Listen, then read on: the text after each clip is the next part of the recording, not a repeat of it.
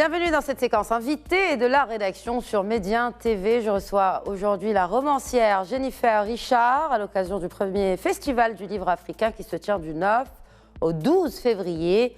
C'est le Centre culturel des étoiles de Jamel Fna, au cœur de la Médina de Marrakech, qui accueille cet événement africain. Bonjour Jennifer Richard et merci de vous joindre à nous. Bonjour, merci de me recevoir. L'Afrique en toutes lettres, c'est donc ce festival, ou en tout cas le premier festival du livre africain en Afrique. Et au programme, plusieurs débats, des tables rondes, des cafés littéraires, des expositions. Donc il n'y a pas que le livre qui est à l'honneur. Parlez-nous de vos impressions en tant que participante déjà à ce festival du livre africain. Je trouve que c'est une initiative formidable parce que la francophonie, quelque chose qui me tient vraiment à cœur, dans la mesure où j'ai des origines antillaises et où moi je connais très bien tous les territoires d'outre-mer français. Déjà, je sais qu'il y a vraiment un décalage toujours entre la parole franco-française de Paris et puis tous les territoires diffus qui sont très loin. Et donc la francophonie au sens encore plus large, avec tous ces territoires d'Afrique, d'Asie ou d'Amérique du Sud, quand ils peuvent se réunir, là en l'occurrence c'est l'Afrique, c'est sur la terre africaine, avec des personnes qui viennent du monde entier, de l'Afrique mais de la diaspora, donc qui sont vraiment dans plusieurs pays. Je trouve que c'est une formidable opportunité pour échanger nos idées et nos perspectives d'avenir. Et justement, vous parlez de quoi entre auteurs africains ou d'origine africaine? Très bonne question. Moi, je trouve qu'il est intéressant de parler d'autres choses que du passé, d'autres choses que des choses qui nous ont traumatisés, marqués, blessés. Je dis nous parce que je m'inclus dans cette effervescence culturelle africaine, même si moi, mes liens avec l'Afrique sont assez diffus, ils sont présents dans mon dernier roman. Mais on parle de perspective historique et d'avenir, on parle d'économie, on parle de politique, on parle de vraiment perspective post-coloniale, c'est-à-dire maintenant que ça c'est fait, qu'on a analysé la situation, qu'est-ce qui nous unit, nous, maintenant, en dehors de ces liens du passé? Alors, ces liens du passé, vous y avez consacré plusieurs ouvrages. Je ne citerai que celui publié en 2018, Il est à toi ce beau pays, ou encore en 2021, Le diable parle toutes les langues. Et tout récemment, votre dernier ouvrage, votre dernier roman, Notre royaume n'est pas de ce monde. Alors, vous parlez de colonisation en Afrique, de ségrégation aux États-Unis, d'enrichissement d'une certaine élite européenne à travers les richesses de l'Afrique. Et vous avez cette particularité d'avoir donc des origines guadeloupéennes, d'outre-mer de France aussi, mais américaines. Quel est le point commun entre ces trois aspects, n'est-ce pas, d'un colonialisme ou d'un certain impérialisme, selon votre perspective? La question que vous posez est cruciale parce que le point commun, il est tout d'abord temporel. C'est-à-dire que la ségrégation aux États-Unis, qui s'instaure après la guerre civile, est exactement concomitante de la colonisation par les puissances européennes. Et en fait, il y a des volontés, et évidemment concomitantes de l'enrichissement des banques, des assurances, des sociétés immobilières en Europe, ce qu'on voit vraiment dans l'architecture de plusieurs villes européennes aujourd'hui. Ce sont des événements concomitants, c'est-à-dire que les intentions ont été les mêmes, que ce soit pour mettre fin à l'esclavage, mettre fin à la colonisation. Il y a toujours une concurrence pour avoir la place du dominant et de l'influence stratégique et politique que se sont disputés les États-Unis et les pays d'Europe. Donc c'est ça le premier point commun. Le deuxième point commun est tout à fait lié, c'est-à-dire ce sont les enjeux économiques et le profit qui est recherché sous couvert de belles paroles, sous couvert de libérer les esclaves, ou sous couvert d'aller mettre fin à l'esclavagisme pratiqué par les arabisés de la côte est d'Afrique qui rentrent en Afrique centrale. Donc ce sont les mêmes prétextes pour les mêmes enjeux. Oui, mais on parle de fin de l'esclavagisme. Est-ce qu'on parle aussi de fin du colonialisme, de par la présence aujourd'hui et toujours forte de certaines puissances anciennement coloniales, toujours sur des terres africaines? Alors peut-être fin du colonialisme, mais il subsiste et persiste des intérêts économiques notamment et géopolitiques que défendent ces anciens colonisateurs, j'ai envie de dire. Exactement. Tant qu'il y a des ressources dans le sol, de certains pays, il va y avoir un intérêt à se les disputer et il va y avoir un intérêt à prendre place. Et l'influence donc des pays européens, qui est maintenant sont concurrencés par la Chine et la Russie. Les États-Unis sont là depuis les années 60, hein, les États-Unis sont là depuis Mhm. en Afrique depuis la décolonisation. C'est donc pour ça qu'ils ont eu besoin de déségréguer. Mais aujourd'hui, la concurrence est vraiment mondiale et il y a des pays africains, enfin tous, mais certains y arrivent plus que d'autres, à se dégager de ces fils et de ces mainmises de certains pays, des anciens colonisateurs. Certains voient très bien qu'il y a un piège avec d'éventuels nouveaux colonisateurs et qu'il faut avancer soit main dans la main, soit être en tête avec des financements peut-être étrangers. Mais la question se pose toujours, bien évidemment, et la France ne supporte pas en particulier de voir arriver d'autres pays sur des territoires qu'elle considère encore liés à son économie. Et pourtant, il y a beaucoup de Français qui vivent qui vivent sur et de certains pays africains. Aujourd'hui, la question identitaire est au cœur des débats, justement, en France, Jennifer Richard. Et il se trouve que vous êtes donc romancière, mais aussi documentaliste, notamment à la télévision. Corrigez-moi si je me trompe. Mais il est clair qu'aujourd'hui, dans beaucoup de télévisions françaises, il n'y a pas de débat proprement dit. Et même quand on se réfère à certaines sources, elles servent plus un agenda franco-français qu'un agenda africain. Oui, exactement. Mais ce qu'on disait, les échanges qui ont eu lieu ici dans le cadre du festival du livre africain à Marrakech sont formidables parce que les gens ont, les écrivains qui se retrouvent ont vraiment des histoires très différentes et des liens avec la France très différents.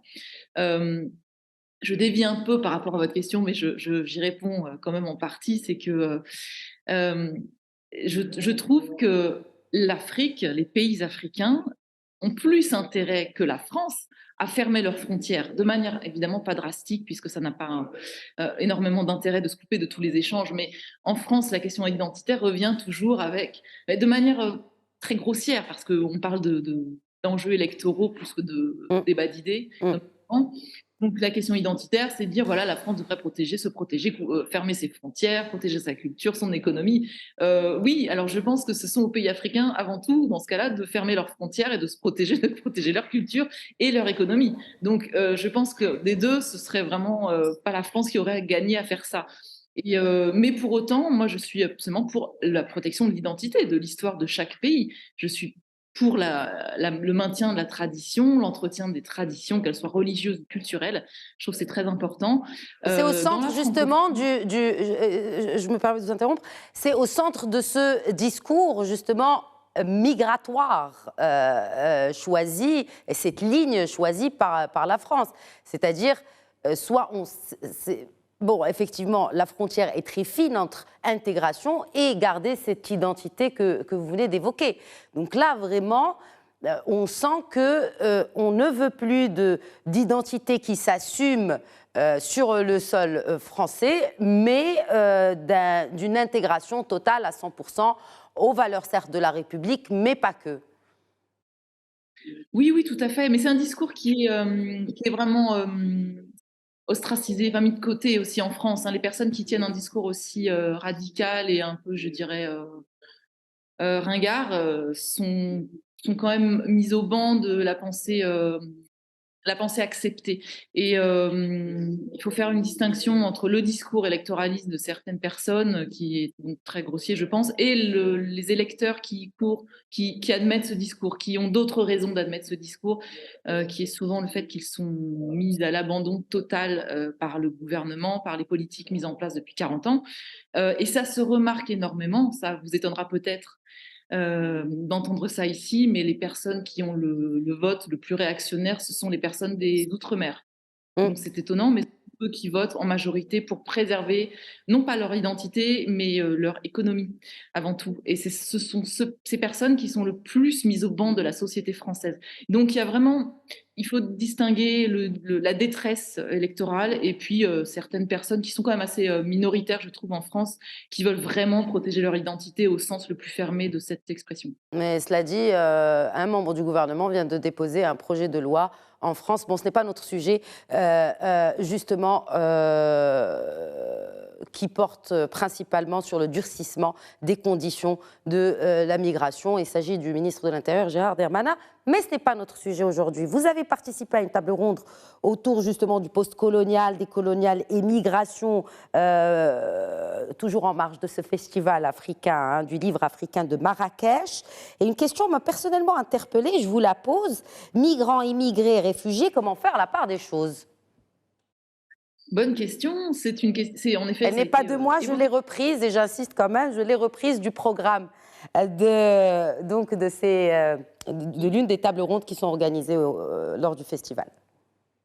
Pour répondre sur un plan juridique, le réfugié, comme vous savez, est une personne qui a reçu une réponse positive à un dossier de procédure d'asile, donc c'est un réfugié. Le migrant, il est en cours de déplacement et d'acceptation, mais la réponse plus humanitaire, c'est de dire en effet, là, on utilise des substantifs pour des personnes qui sont en situation de ponctuellement. Ça ne devrait pas être l'essence de la personne. On n'est pas migrant par essence. Ce sont des personnes qui viennent, je ne sais pas moi, du Soudan, d'Érythrée, et qui sont peut-être menuisiers, banquiers, boulangers, et qui sont en train de se déplacer pour des raisons violentes, des raisons liées à la guerre dans leur pays, ou des raisons économiques. C'est des choses qu'on accepte très bien venant d'un Américain. Un Américain qui migre, on l'appelle pas un migrant. Bon, pourtant, ça peut parfois être la même raison qui le pousse à quitter son pays. Donc, ce sont en effet des outils lexicaux qui servent souvent un discours assez maladroit et assez bancal. Mais bon, moi, j'essaie de ne pas utiliser ces mots, même si c'est plus facile de dire un migrant qu'une personne qui est en train de fuir son pays ou de chercher asile ailleurs. Donc, c'est une facilité de langage aussi. Alors, il y a aussi un langage qui est propre au colonialisme et un autre langage qui est encore plus insidieux, qui est plus du néocolonialisme. Quelle est la subtile différence entre ces deux discours?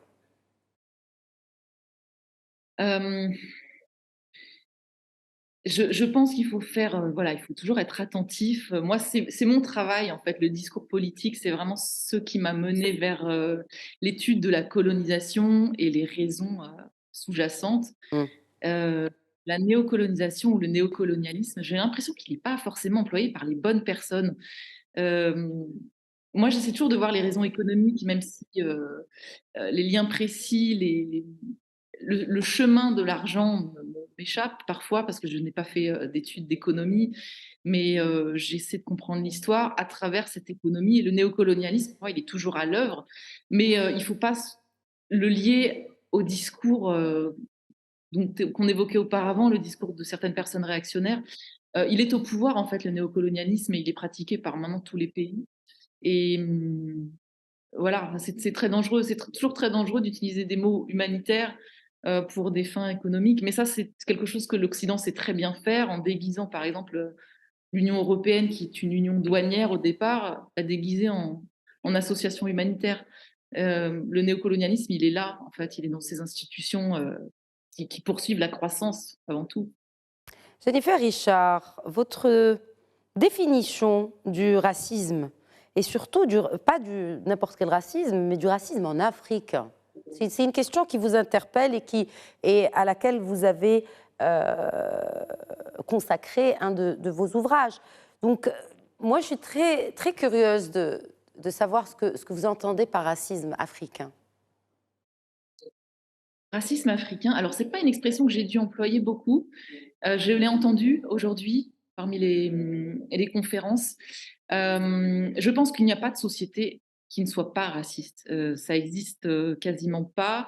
On peut entendre beaucoup que la France est un pays raciste parce qu'on voit en effet le succès de certains partis, comme on l'évoquait il y a quelques minutes. Je ne pense pas que la France soit particulièrement raciste. Je ne pense pas qu'elle le soit plus que l'Inde, le Brésil, certains pays d'Afrique. Et certains pays européens aussi, hein, parce que là, on sent une montée inédite de l'extrême droite de l'autre rive de la Méditerranée. Oui, exactement. Mais on voit le racisme se construit de manière très facile. Là, on assiste à quelque chose qui est absolument dingue, c'est qu'on assiste de la part des Européens, des membres de l'Union européenne, à une hiérarchisation entre l'Ukrainien et le Russe. C'est-à-dire que là où on ne savait pas où se trouvait l'Ukraine il y a encore un an et quelques, là, maintenant, Aujourd'hui, on hiérarchise, on dit l'Ukrainien, il est comme nous. Ça, c'est quelque chose qui est nouveau, qui est un discours qu'on a pu vraiment instaurer dans la tête des gens qui n'auraient jamais eu l'idée de dire une phrase comme ça il y a encore un an, comme je vous dis. Donc le racisme, c'est très facile. En vérité, je trouve que c'est un outil formidable pour les gouvernements de stigmatiser une partie de la population en disant voilà, ces gens-là sont racistes, regardez, ces gens-là sont des terroristes. Tout ça pour diviser la population qui aurait un seul intérêt, c'est de se solidariser contre les gouvernements en place, qui est le pouvoir. Donc les partis d'extrême droite qui fleurissent un peu en Europe, ils n'ont pas le pouvoir. Ils sont juste là pour maintenir le pouvoir en place. C'est leur seule fonction. Donc pour moi, ce ne sont pas forcément des choses à combattre parce que c'est un effet collatéral des politiques qui sont menées en Europe depuis 40 ans. Ce ne sont pas eux qui dirigent les choses. Et on sent quand même qu'il y a un certain intérêt, un regain d'intérêt pour la littérature africaine en Europe et notamment de la diaspora africaine. Est-ce que vous pensez que c'est un renouveau aussi, à travers ces diasporas, d'une espèce de panafricanisme qui aujourd'hui non seulement s'assume, mais aussi s'impose sur la scène littéraire, en l'occurrence, avec ce prix Goncourt, il y a 2 ans, il me semble, d'un auteur sénégalais. Mais on sent que cette voix-là de l'Afrique, par des Africains, est un peu plus audible, notamment en France. Oui, c'est un sang nouveau là, qui irrigue en effet la culture francophone. Ça fait un bien fou parce qu'il y a quelque chose qui est en train de basculer. C'est très lent, hein, et je trouve que la France a du retard à ce niveau. Mais la parole africaine est en train de se détacher du discours racialiste et un auteur noir, comme un acteur noir, un musicien noir, peut maintenant se présenter, alors difficilement, hein, je vous dis, c'est le tout début, mais peut se présenter comme juste un auteur, un musicien, un acteur qui va jouer autre chose que le rôle d'un noir, c'est-à-dire qu'il va se présenter, on va voir juste un homme et on va voir la profession, on va voir les idées. C'est quelque chose que l'Angleterre a réussi à faire, je trouve, ces dernières années. La France est au tout début, mais ce que vous dites là, en effet, c'est nouveau et ça se sent. Il y a comme une vague là de tous les auteurs francophones qui sont en train de communiquer entre eux et qui ont vraiment des choses à dire. Et je pense que très bientôt, on va les entendre énormément. Tant mieux. Et on les entend déjà au Festival du livre africain de Marrakech. Pour clore cette entrevue avec vous, Jennifer Richard. Donc vous êtes au Maroc et c'est votre première visite au Royaume? Oui, oui, je suis ravie. Impression? Je suis complètement dépaysée, ce que je pensais pas. Je pensais pas du tout parce qu'on a quand même une grande population marocaine en France, donc j'avais l'impression de connaître cette population, de connaître un peu cette culture. Et en fait, non, pas du tout, parce que c'est toujours le prisme français qui passe, qui fait comme filtre. Et je suis un peu déboussolée. J'adore ça. Je suis ravie. Je trouve que les gens sont adorables, l'accueil est formidable et ce salon, c'est un trésor qui est en train de se constituer. Je pense qu'il faut tous le chérir ensemble. Et c'est une pierre à l'édifice de cette littérature africaine par les Africains, de cette histoire africaine racontée par des Africains, en terre africaine, hein, parce qu'on ne le rappellera jamais assez, le Maroc est africain aussi. Merci beaucoup, en tout cas, Jennifer Richard. C'était une joie d'échanger avec vous. Et puis, bonne suite du Festival africain du livre et de la littérature à Marrakech. Merci. Merci. Bonne soirée. Et très bonne suite des programmes sur notre antenne.